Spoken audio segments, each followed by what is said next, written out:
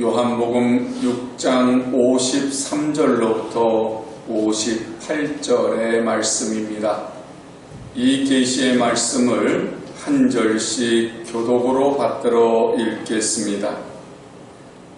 예수께서 이르시되 내가 진실로 진실로 너희에게 이르노니 인자의 살을 먹지 아니하고 인자의 피를 마시지 아니하면 너희 속에 생명이 없느니라.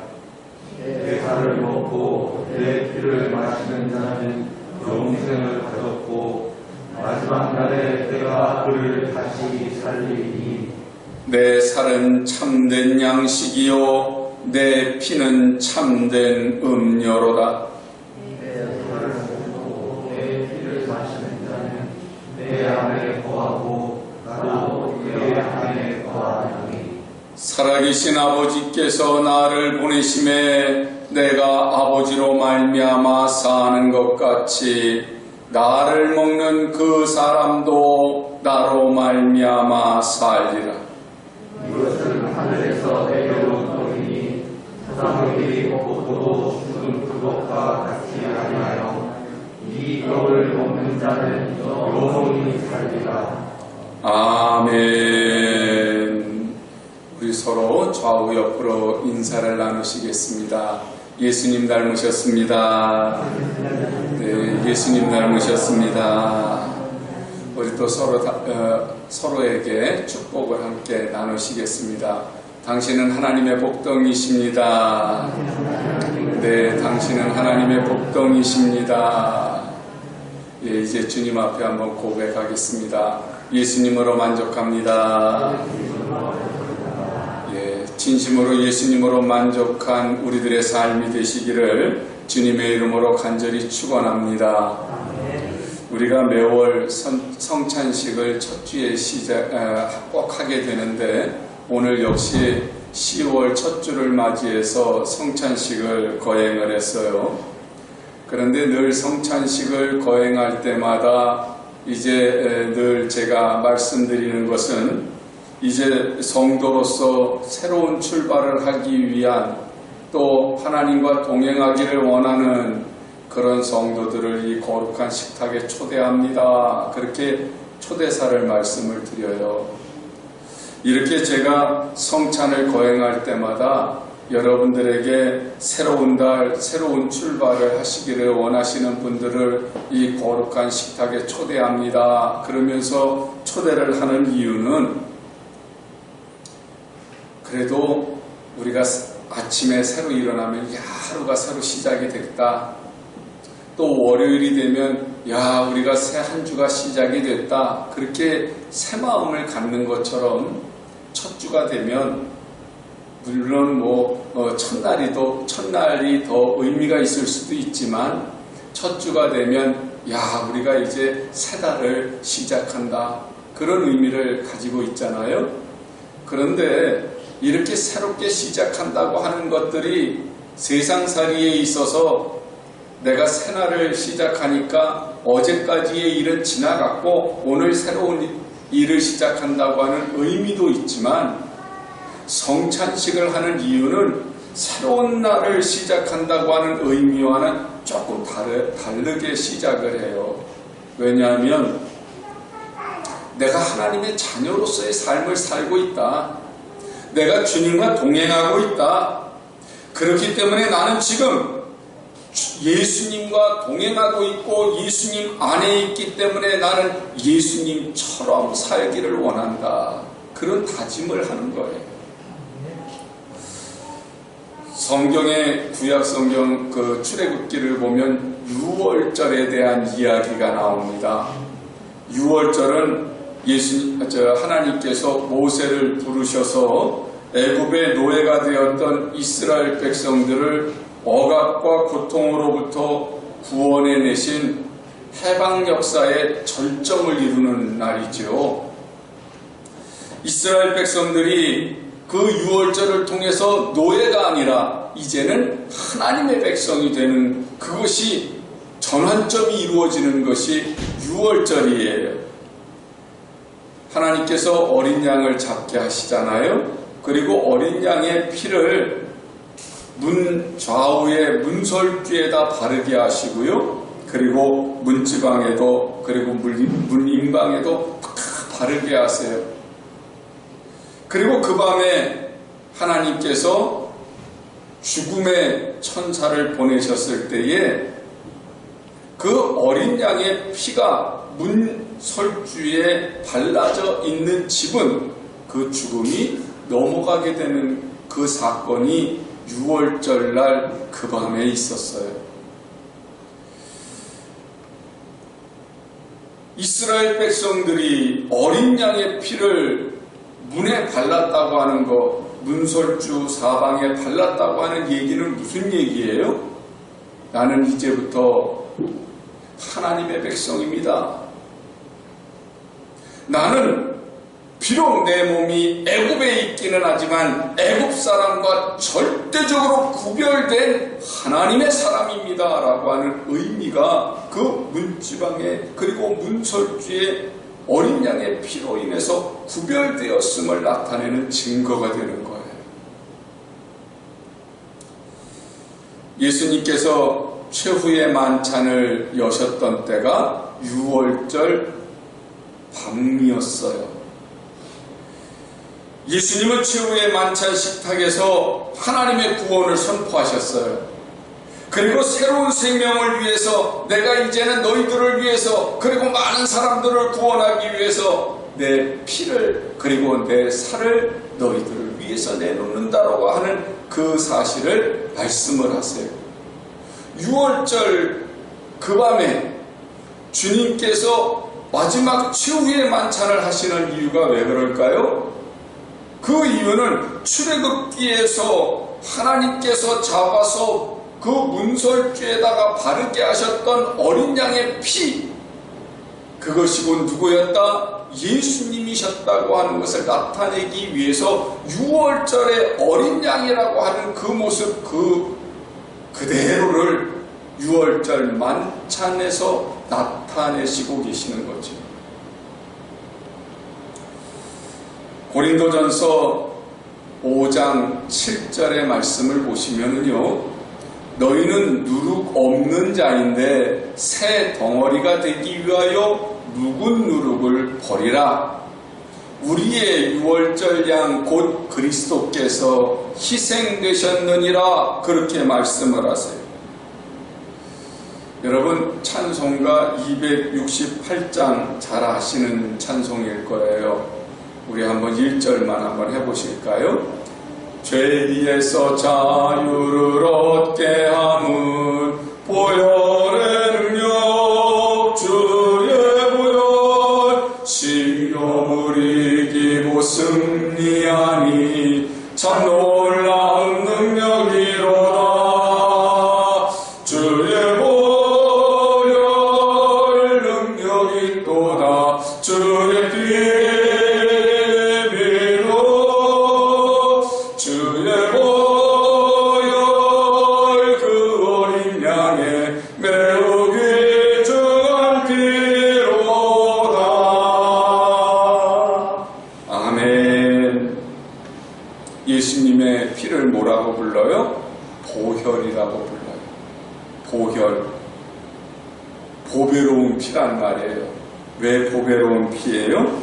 예수님의 피가 없이는 우리가 죄의 용서를 받을 수 없고 예수님의 피가 없이는 우리가 구원받을 수 없기 때문에 주님의 피를 보혈이라고 불러요. 예수님의 피가 출애굽기 시대 때에 그 어린 양의 피가 문지방에 그 문 사방의 문설주에 발라졌느냐 안 발라졌느냐에 따라서 내가 죽느냐 사느냐가 결정이 되었던 것처럼 예수님의 피가 나에게 있느냐 없느냐에 따라서 내가 하나님의 백성이냐 아니냐, 천국에 갈 수 있느냐 지옥에 가느냐가 결정이 되기 때문에요. 예수님의 피는 보혈이에요. 가장 값진 피예요. 그래서 예수님의 피를 우리는 생명이라고 불러요. 예수님의 피가 있을 때 나에게 생명이 있는 것이고 나에게 예수님의 피가 없으면 나에게 생명이 없어요. 사랑하는 여러분, 그러니 우리에게는 이 예수님의 피가 얼마나 소중하고 값진 것이고 필요한 것인지 말할 수가 없는 거예요. 히브리서 9장 12절의 말씀을 보시면 염소와 송아지의 피로 하지 아니하고 오직 자기의 피로 영원한 속죄를 이루사 단번에 성소에 들어가셨느니라, 그렇게 말씀하거든요. 6월절에 드렸던 염소나 송아지나 어린 양의 피는 우리들의 그 죄가 영원히 없어지는 것이 아니라 그냥 그때그때 지은 죄가 그때그때 사해질 수밖에 없는 일회성밖에 없는 것이었어요. 그런데 예수님의 피는 한 번에 우리의 모든 영원한 죄를 도말해 버리셨어요. 끊어버리셨어요. 그래서 예수님의 피는 영원히 속죄받을 길을 마련해 주셨어요. 예수님의 피로 인해서 우리의 생명이 새로워졌기 때문에 예수님의 피는 우리의 생명이에요.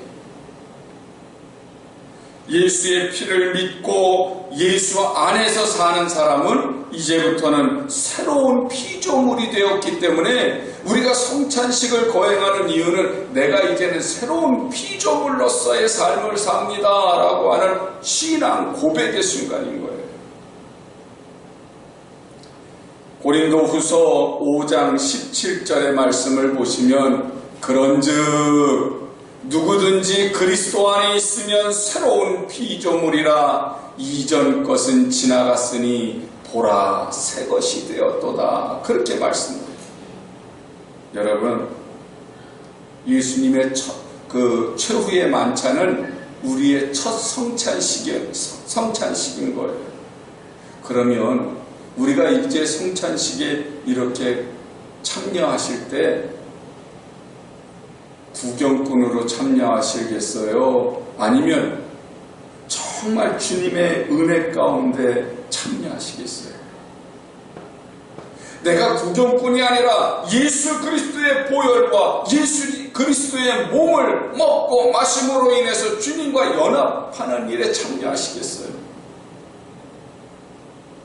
성찬식은 나의 죄를 속량하시기 위해서 죽으신 은혜를 깊이 간직하면서 동시에 내가 예수 그리스도를 통해서 죽음이 나를 위협하지 못하는 새로운 생명을 받았다고 하는 그 은혜에 감사하고 기뻐하고 감격하는 거예요. 죄만 용서받은 게 아니라 내가 새롭게 태어났다고 하는 거예요. 이스라엘 백성들이 어린 양의 피를 문설주에 바름으로 인해서 애굽 사람하고 다른 것을 보여주었다고 그랬잖아요. 그러면 지금 우리가 이 세상을 사는 가운데에서 이 성찬식을 우리들이 매달마다 첫 주마다 우리가 지금 이제 거행을 하는데 이 성찬식에 동참한 우리들이 말입니다. 세상 사람들하고 서로 다르다고 하는 표가 있어야 되는 거예요. 다른 말로 말하면 믿는 자의 표가 있어야 된단 말이에요. 그래서 예수님이 내 안에 계시다. 내가 예수님과 피로 맺어진 관계다. 내가 주님 안에 계시다. 주님 안에 있다. 그래서 내가 주님과 연합해서 사는 사람이다. 성경은 뭐라고 얘기하냐면 예수로 옷 입었다는 표현을 써요. 옷은 드러내는 거잖아요. 다른 사람들에게 보여지는 거잖아요. 그러면 내가 주님과 연합을 했으면 나에게서 뭐가 보여져야 돼요? 예수님의 흔적이 보여져야 돼요. 내 삶을 통해서 예수님이 나타나줘야 돼요. 내 말을 통해서 내 모든 행동이나 그리고 내가 생각하는 것들, 다른 사람과 교제하는 것들, 살아가는 모든 과정들을 통해서 주님의 모습들이 보여져요.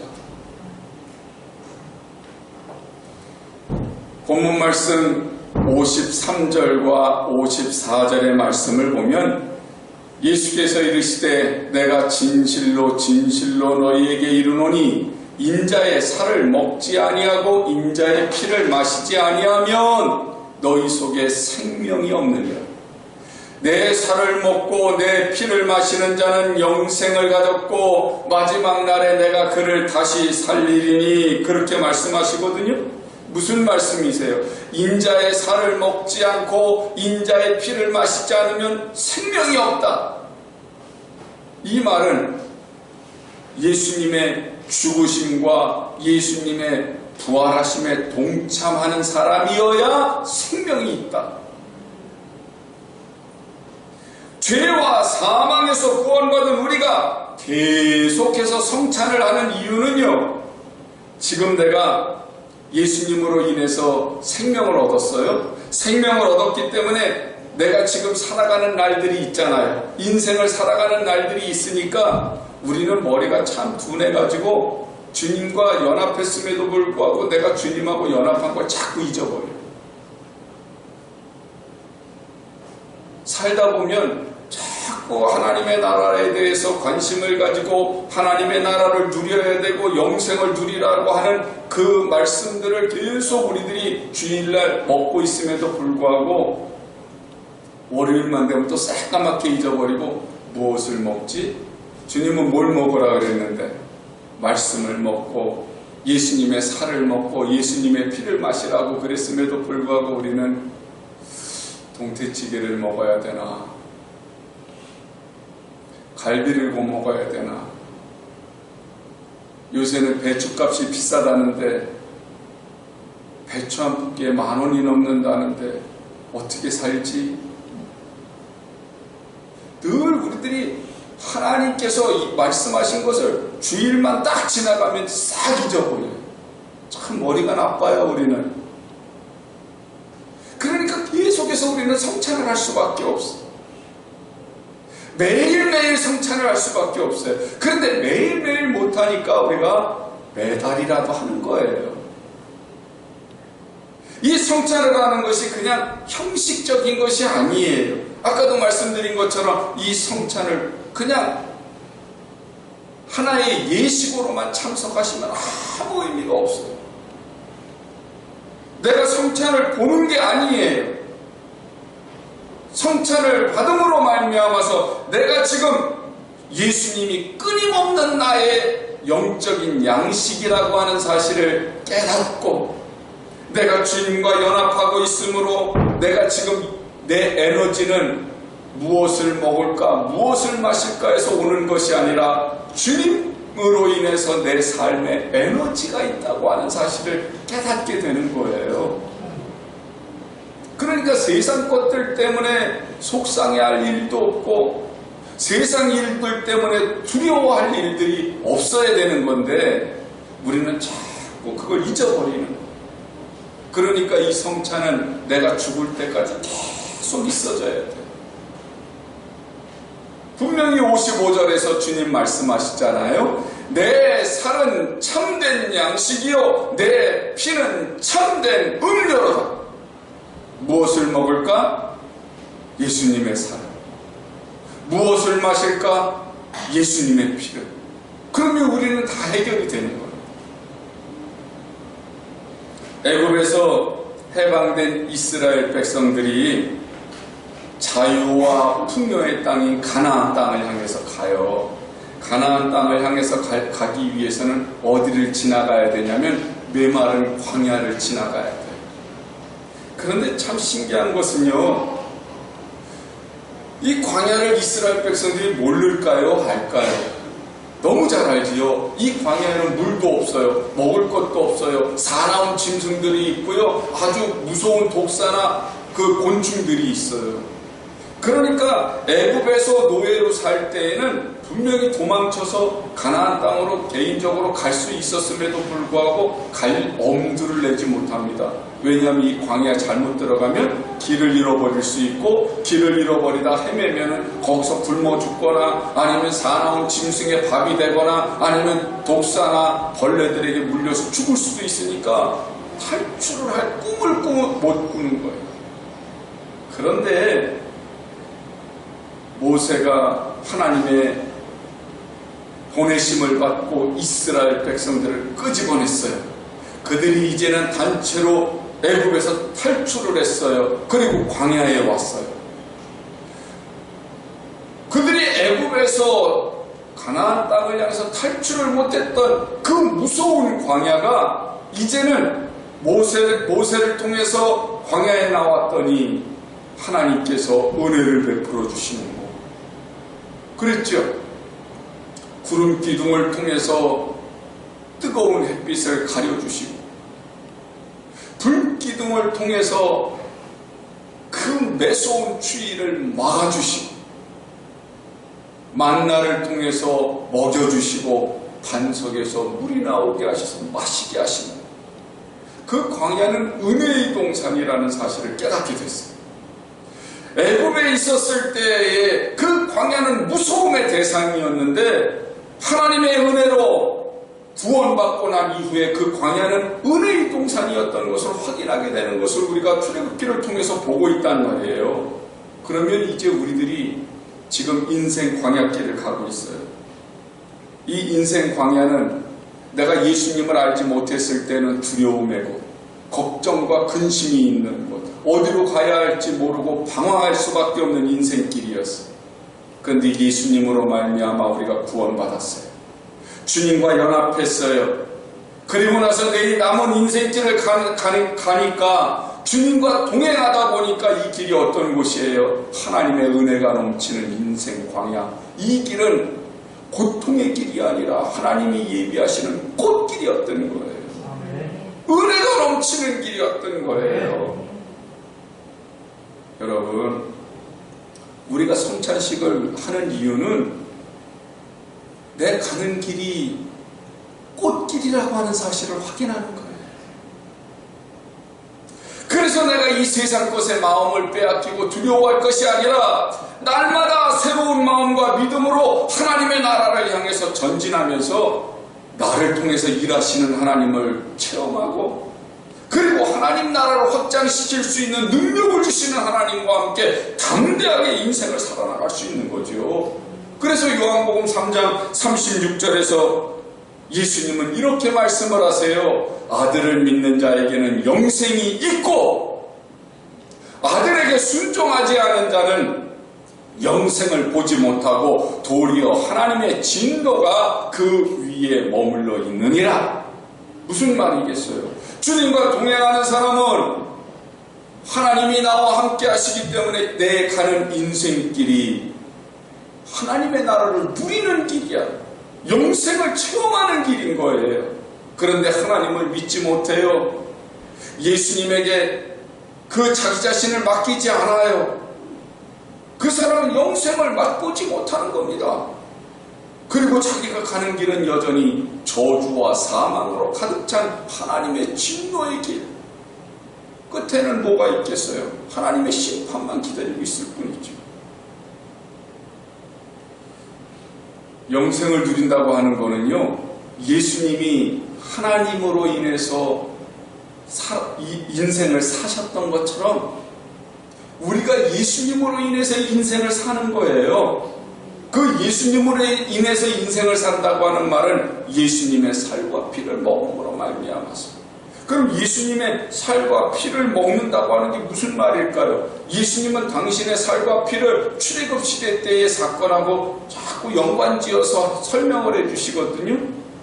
출애굽 시대 때에 이스라엘 백성들이 광야에서 먹을 것이 없었어요. 그래서 막 모세를 원망하고 불평합니다. 애굽의 고기가 막 곁에 앉아서 빵을 배부르게 먹던 우리들을 이 광야로 데리고 나와서 모조리 굶겨 죽일 거냐 이래가면서 막 모세를 원망하고 불평하기 시작을 해요.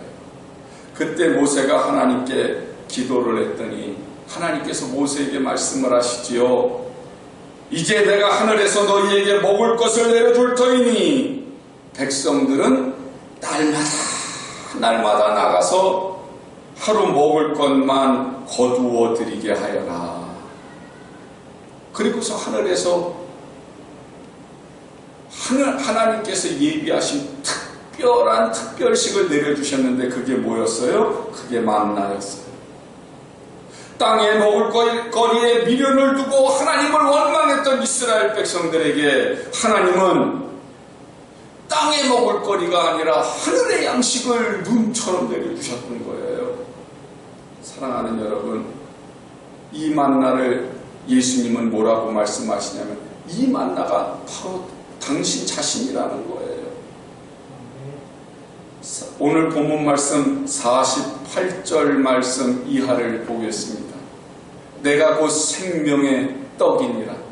너희 조상들은 광야에서 만나를 먹었어도 죽었거니와 이는 하늘에서 내려오는 떡이니 사람으로 하여금 먹고 죽지 아니하게 하는 것이니라.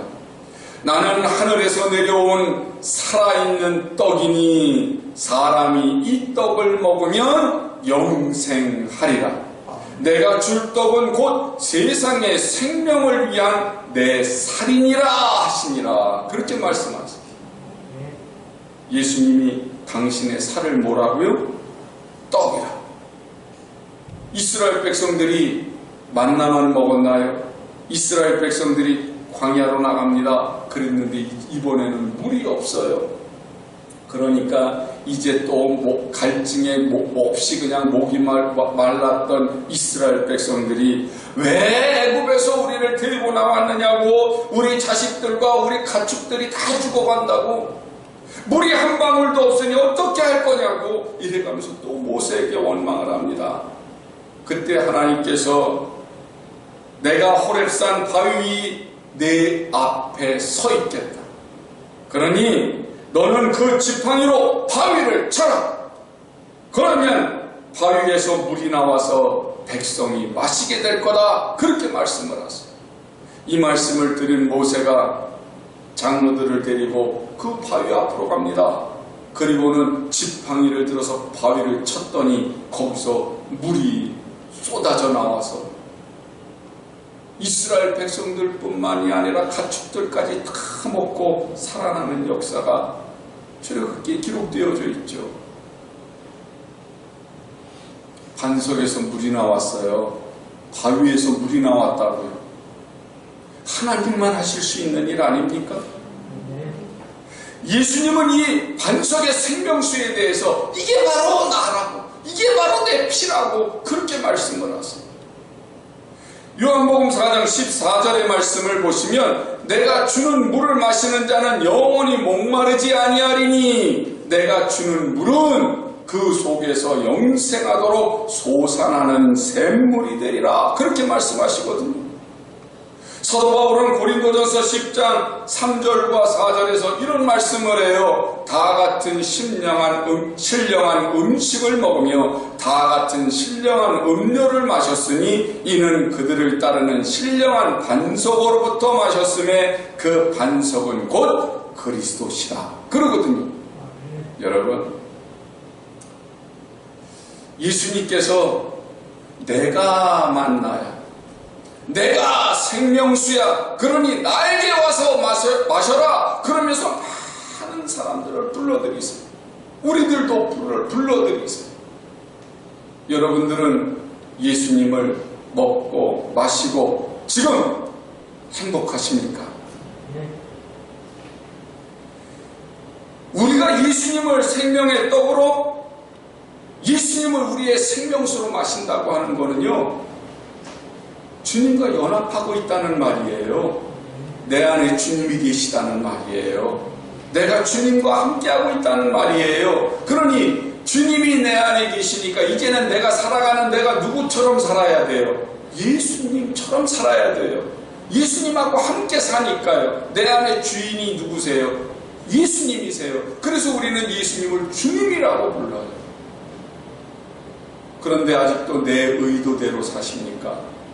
내 욕심대로 사십니까? 내 판단대로 사십니까? 그러면 계속해서 우리는 목마를 수밖에 없어요. 성찬을 통해서 지금 우리가 확인하는 것은 주님이 내 주님이십니다. 내가 생각하는 거, 내가 내 중심대로 생각하는 것이 아니라 예수님 중심대로 내가 생각합니다. 내가 살아가는 거, 내 중심대로 사는 것이 아니라 예수님 중심대로 내가 살고 있습니다. 그걸 고백하는 것이 성찬식이.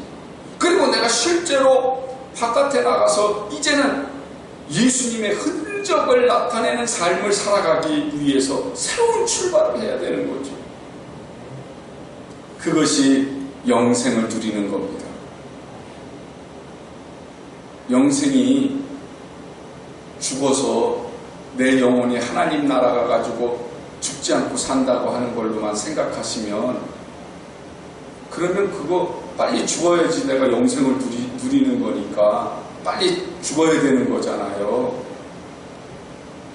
그러니 우리들의 믿음이라고 하는 것이 늘 그냥 저 보이지 않는 거, 저 미래의 것으로 여기니까 지금 현재는 얼마나 고통스러워요. 근데 믿음은 미래의 것이 아니라 지금 현재의 것이거든요. 하나님은 우리가 죽었을 때 우리의 영혼을 관리하시는 하나님이 아니시고요, 지금 내가 살아있을 때 나와 동행하시는 하나님이시거든요. 그러니까 우리들이 영생이라고 하는 걸 자꾸 죽어서 천국 가는 걸로만 생각하시면 안 돼요. 아니, 여기서부터 누려야 된다니까.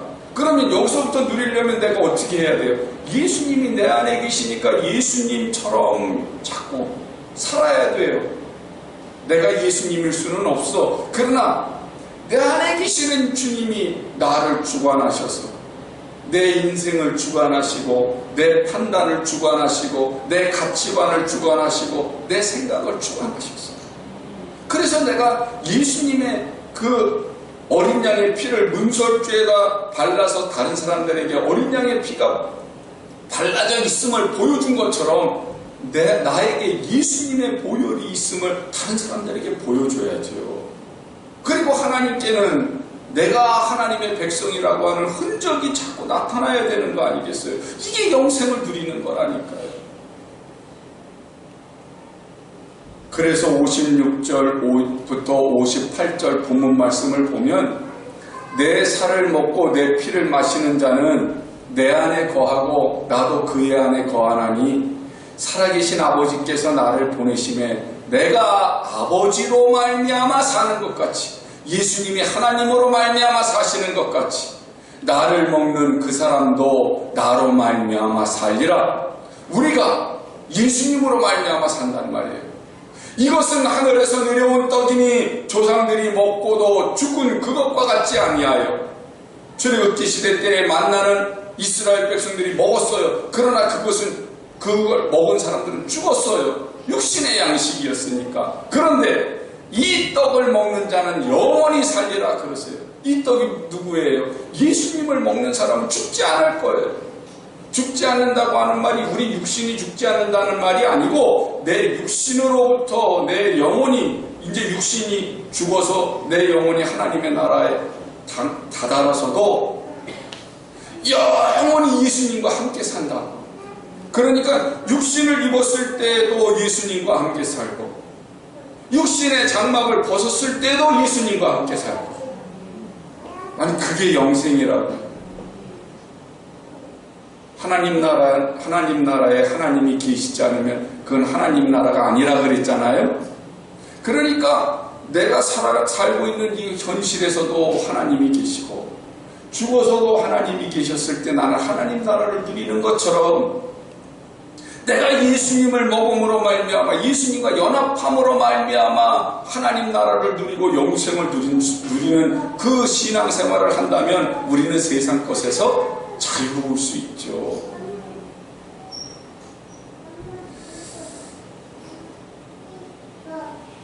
이게 이제 진정한 성찬이에요. 사랑하는 여러분, 예수님이 하나님으로 사신 것이 이 세상에서 잘 먹고 잘 사신 건가요? 예수님이 이 세상에서 33년을 사셨어요. 부자로 사셨어요? 권력으로 사셨어요? 많이 배워서 사셨어요? 세상 것으로 사신 게 아니에요. 우리가 예수님으로 사는 거, 우리는 툭하면 그냥 막 예수님으로 산다고 하면서도 자꾸 세상 것을 거기다 덧붙여가지고, 아니 예수님으로 살면 좀 복권도 맞아야 되고 어떤 사람은 막 1등과 2등을 동시에 맞았다는데. 여러분, 우리가 자꾸 그렇게 하면 안 돼요. 신앙은요, 우리 한번 따라서 해보시죠. 신앙은 즐기고 감상하는 것이 아니라 예수님과 연합하는 겁니다. 할렐루야. 근데 우리는 자꾸 신앙생활을 즐기고 감상하려고. 즐기고 감상한다는 말 아시죠? 영화관에 가면 영화를 보러 갔으면 영화를 봐야 되는데 영화를 보기 전에 사람들이 뭐 해요? 팝콘도 사고 오징어도 사고 콜라도 사고 그리고선 이거 잔뜩 사가지고 이제 들어가지고 영화를 보면서 웃고 때로는 울고 그러면서 이제 나오시잖아요. 나올 때는 또 이 잔뜩 산 거 하여튼 남았든지 다 먹었든지 나오면서 문 옆에 쓰레기통에다가 다 집어넣고 나오더라고요. 이게 보고 즐기는 거예요. 남은 게 뭐가 있을까요? 그럼 이제 물어보면 스트레스가 해소된다. 근데 예배드리러 오신 많은 사람들 가운데는 예배를 보러 오고 감상하러 오기 때문에 예배를 딱 드리고 나면 스트레스가 해소받았다고, 때로는 나 은혜 받았다고, 은혜 받았다는 얘기가 위로받았다는 거야. 하나님이 내 속을 좀 알아주셨다는 거지요. 그걸로 그냥 끝나요. 그래서 예배당 문을 딱 나간과 동시에 마치 극장에서 영화를 보고 나온 것처럼 모든 걸 다 버리고 나갑니다. 그러니까 예배 끝나고 나면 하나님 나라가 영화 끝난 것처럼 땡 끝나.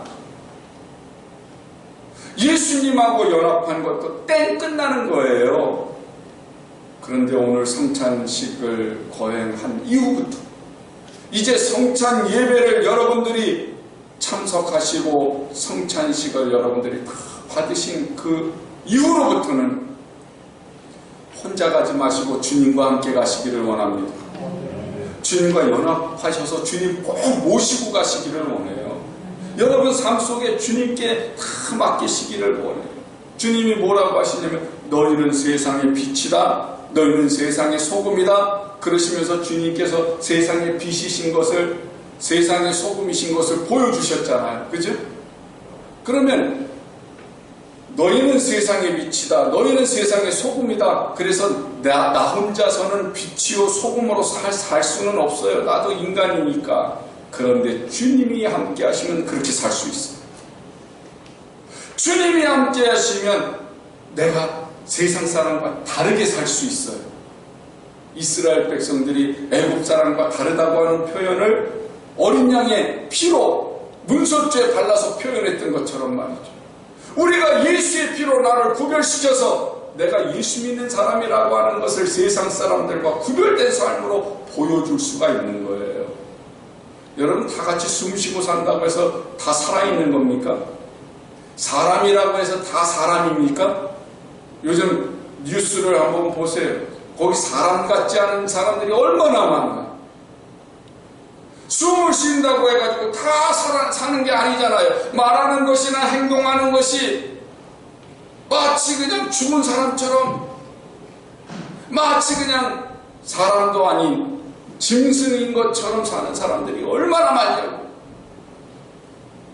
그런데 예수님 안에 살면 내가 말하는 거 조심하게 되지요. 생각하는 거 다르게 생각하게 되지요. 그렇기 때문에 오늘 우리들이 살아가는 모든 삶 가운데에서 하나님이 펼쳐놓으신 꽃길이 내 눈에 보여지기 때문에 이제는 내가 불평이나 원망이 아니라 감사와 찬양이 나오는 삶을 살게 되고요. 그래서 세상 사람들은 인생을 고해라고 말하지만 우리는 이 인생을 즐기면서 가는 겁니다. 이게 생명이에요. 이게 생명이에요. 생명이 그냥 숨쉬고 사는 게 생명이 아니고요. 내 살아가는 그 모든 삶 속에서 하나님이 펼쳐놓으신 꽃길을 걸어가면서 하나님이 예비해 주신 축복을 누리면서 사는 것, 살만한 가치를 느끼는 것, 그리고 사람들에게 하나님의 편지가 되고 하나님의 향기가 돼서 살아계신 하나님을 보여주는 것, 이게 생명이라고요. 살아계신 하나님께서 나와 함께 하시는 것, 그것을 보여주는 것이 생명의 떡이신 예수님을 먹고 예수님의 피를 마시는 사람들의 모습인 것을 믿으시게 되기를 원합니다. 그래서 여러분들의 영혼이 풍성해지고요, 여러분의 표정이 행복한 표정을 지으시고요, 여러분의 가는 그 모든 모습이 사람들이 보았을 때, 야, 과연 예수 믿는 사람은 저래야 된다고 칭송할 수 있게 되기를 원합니다. 이 시대가 성도들이나 교회가 완전 동네 북이에요. 그런데 진정한 성찬을 받은 사람들, 진정한 예수님의 흔적을 나타내면 동네 북이 아니라 세상 사람들이 존경하고 닮아가려고 같이 애쓰고, 그리고 하나님께 영광 돌릴 수 있는 놀라운 역사가 일어나게 될 줄로 믿습니다.